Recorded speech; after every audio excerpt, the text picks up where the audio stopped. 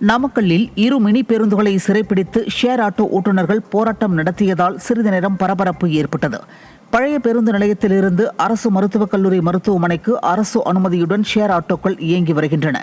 அந்த வழியாக இயங்கும் 2 மினி பேருந்துகளும் சரியான வழித்தடத்திலும் குறிப்பிட்ட மணி நேரத்திலும் இயங்கவில்லை என கூறி வட்டார போக்குவரத்து அலுவலகத்தில் ஷேர் ஆட்டோ ஓட்டுநர்கள் புகார் மனு அளித்தனர். சிவகங்கை மாவட்டம் காளையார்கோவில் ஒன்றிய அலுவலகத்தில் 1000 ரூபாய் லஞ்சம் வாங்கிய சமூக நலத்துறை பெண் வட்டார விரிவாக்க அலுவலர் ஜெயராணி கையும் களவுமாக கைது செய்யப்பட்டுள்ளார்.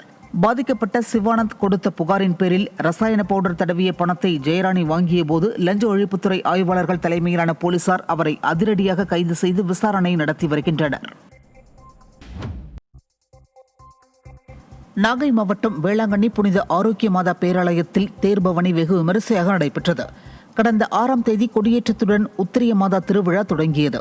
10 நாட்கள் நடைபெற்ற இந்த விழாவில் நவநாள் திருப்பலிகள் மற்றும் சிலுவை பாதை ஊர்வலம் நடைபெற்றது. விழாவின் முக்கிய நிகழ்வான தேர்பவனியில் திரளான கிறிஸ்தவ பொதுமக்கள் கலந்து கொண்டு மாதாவை தரிசித்தனர். கரூர் மாவட்டம் புகழூர் நகராட்சியில் ஆணையரை கண்டித்து பணியாளர்கள் உள்ளிருப்பு போராட்டத்தில் ஈடுபட்டனர். பணியாளர்களை ஆணையர் வெங்கடாச்சலம் தரக்குறைவாக பேசுவதாகவும் பணி நேரம் முடிந்தும் அலுவலகத்தில் இருக்க வைப்பதாகவும் தற்காலிக பணியாளர்களுக்கு முறையாக ஊதியம் வழங்கவில்லை என்றும் கூறப்படுகிறது. இந்த நிலையில் இதனை கண்டித்து நகராட்சி பணியாளர்கள் அலுவலகத்தில் காத்திருப்பு போராட்டத்தில் ஈடுபட்டனர். நகராட்சி நிர்வாக மண்டல இயக்குநரின் கோரிக்கையை அடுத்து காத்திருப்பு போராட்டம் கைவிடப்பட்டது. சென்னை ராஜமங்கலம் பகுதியில் முன்விரோதம் காரணமாக இளைஞரை கல்லால் தாக்கிய தந்தை மகனை போலீசார் கைது செய்தனர். திருவள்ளுவர் நகரை சேர்ந்த விக்னேஷ் அப்பகுதியில் உள்ள மீன்கடையில் வேலை செய்து வருகிறார். இவருக்கும் அதே பகுதியை சேர்ந்த கிருஷ்ணன் மற்றும் அவரது மகன் பிரவீனுக்கும் இடையே முன்விரோதம் இருந்து வந்த நிலையில் மீன்கடையில் வேலை செய்து கொண்டிருந்த போது விக்னேஷை கிருஷ்ணன் மற்றும் பிரவீன் தகாத வார்த்தைகளால் பேசி கல்லால் தாக்கியுள்ளனர். விக்னேஷ் அளித்த புகாரின் பேரில் கிருஷ்ணன் மற்றும் பிரவீனை போலீசார் கைது செய்து சிறையில் அடைத்தனர். மயிலாடுதுறையில் மாவட்ட வருவாய் அலுவலர் மீது தாக்குதல் நடத்த முயன்றதாக திமுக மாவட்ட துணை செயலாளர் மீது காவல்துறையில் புகார் அளிக்கப்பட்டுள்ளது. ஜிவிஎம் நகரில் வசித்து வரும் தியாகராஜன் ரேவதி தம்பதியினர் பட்டமங்கலத்தில் 1000 சதுரடி நிலம் வாங்கியுள்ளனர். இதனை திமுக மாவட்ட துணை செயலாளர் செல்வமணி ஆக்கிரமிக்க முயன்று வந்துள்ளார். இந்நிலையில் பட்டமங்கலத்தில் நடைபெற்ற முகாமில் பங்கேற்க வந்த மாவட்ட வருவாய் அலுவலர் பூங்கொடி பிரச்சினைக்குரிய நிலத்தை பார்வையிட்டதற்கு எதிர்ப்பு தெரிவித்து அவரை செல்வமணி தகாத வார்த்தைகளால் திட்டியதுடன் தாக்க முயன்றதால் அவர் மீது புகார் அளிக்கப்பட்டுள்ளது.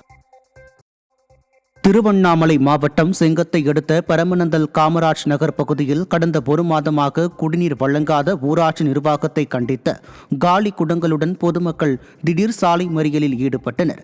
இதனால் இரு மார்க்கத்திலும் போக்குவரத்து பாதிக்கப்பட்டது. தகவல் அறிந்து வந்த போலீசார் மற்றும் ஊராட்சி அதிகாரிகளும் பேச்சுவார்த்தை நடத்தி குடிநீர் பிரச்சினைக்கு தீர்வு காண்பதாக உறுதியளித்ததை தொடர்ந்து பொதுமக்கள் கலைந்து சென்றனர்.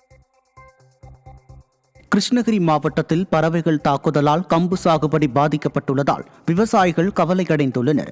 போச்சம்பள்ளி, சூளகிரி, ஊத்தங்கரை ஆகிய பகுதிகளில் கிளி, குருவி, அணில் உள்ளிட்டவை விளைநிலங்களை கூட்டமாக வந்து சேதப்படுத்துகின்றன. இதனை விரட்டுவதற்காகவே கூடுதல் செலவை சந்தித்து வருவதாக வேதனை தெரிவிக்கும் விவசாயிகள் தமிழக அரசு ஒரு குவிண்டாலுக்கு கம்பை 7000 ரூபாய் வரை நிர்ணயம் செய்து கொள்முதல் செய்து உத்தரவிடுமாறு கோரிக்கை விடுத்துள்ளனர். குருவி, கிளி தொல்லை அதிகமாக இருக்கிறதுனால எங்களுக்கு ஒன்றுமே முடுக்க முடியுமா. இது விவசாயம் ரொம்ப பாதிக்கப்பட மாட்டேங்குது. இந்த கம்புடைய இதையே காணாமல் போயிட மாட்டேங்குது. இந்த பயிருடைய இது கம்புன்ற இது யாரும் செய்ய மாட்டாங்களா குருவியினால. இதனால எங்களுக்கு ஒரு அரசாங்கம் ஒரு 6000 7,000 வரைக்கும் ஒரு விலை நிர்ணயம் பண்ணி கொடுத்தா எங்களுக்கு நல்லா இருக்கும். வாக்குறுதி அளித்தபடி விவசாய கடன்களை முழுமையாக தள்ளுபடி செய்யாததை கண்டித்து திருவண்ணாமலை மாவட்டம் பிரம்மதேசம் கூட்டுறவு சங்கம் முன்பு விவசாயிகள் கண்டன ஆர்ப்பாட்டத்தில் ஈடுபட்டனர். கடன் தள்ளுபடி செய்யாவிட்டால் நெடுஞ்சாலை சுங்கச்சாவடிகளில் மறியல் போராட்டம் நடத்துவோம் என்றும் விவசாயிகள் எச்சரிக்கை விடுத்துள்ளனர்.